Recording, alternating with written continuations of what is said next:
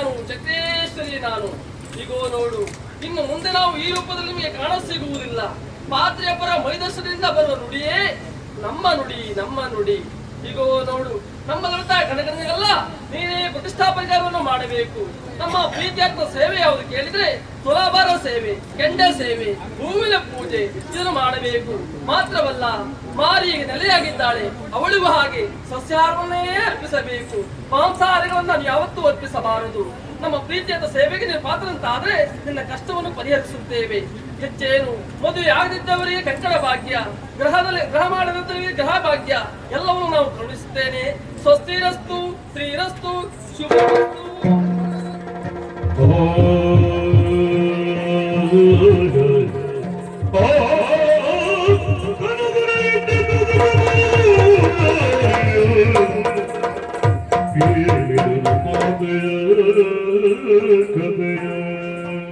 ಆಶ್ಚರ್ಯ ನೋಡಿ ಸ್ವಾಮಿ, ದುಗ್ಗಯ್ಯ ಪೂಜಾರಿಯ ಕಾಲ ನಂತರ ಭದ್ರ ಪೂಜಾರಿಯಾದ ನಾನು ನೇಮಕಗೊಂಡಿದ್ದೇನೆ. ಕನಸಿನಲ್ಲಿ ದೇವಿ ಬಂದಾಡಿದಂತ ಮಾತು, ಮುಂದಿನ ದಿನದಲ್ಲಿ ನಿನ್ನಿಂದಲೇ ದರ್ಶನ ಸೇವೆ ಆಗಬೇಕು ಎನ್ನುವುದಾಗಿ ಆಡಿದಂತ ಮಾತು. ಹಾಗಾದರೆ ತಡಬೇಕೆ? ನಾಳೆಯ ದಿವಸವೇ ಸಂಕ್ರಮಣ ಪೂಜೆ ನೇರವಾಗಿ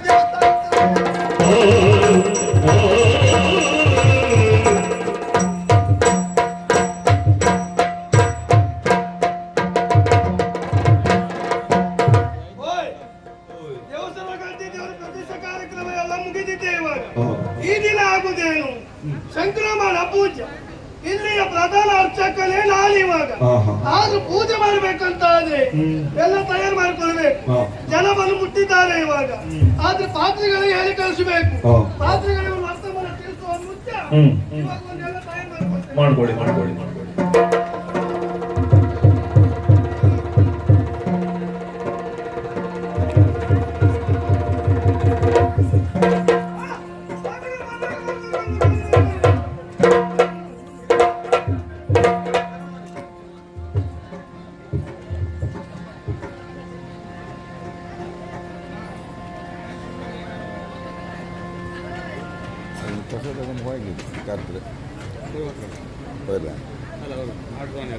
ಅದೇ ಅಲ್ಲ ಹಿಂದೋಗ್ಲಿ ಹಿಂದೋಗಿ.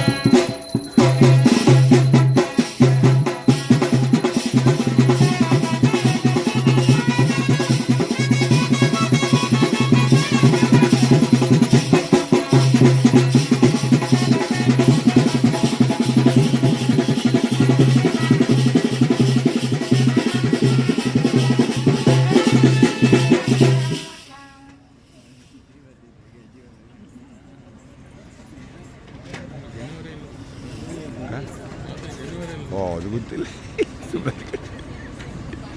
ಅಲ್ಲ ಇವ್ರು ಹಾಕಿರಲ್ಲ ಅಲ್ಲ ಗೋಕರ್ಣದಲ್ಲಿ ಇವರು ನಿಮ್ಮ ಜನಾರ್ದನ ಪೂಜೆ ಹೋಗ್ಬೋದು. ಏನೇನು ಹಾಕಿರೋದು ಪೂಜೆ ಗೊತ್ತು ನಿಮಗೆ?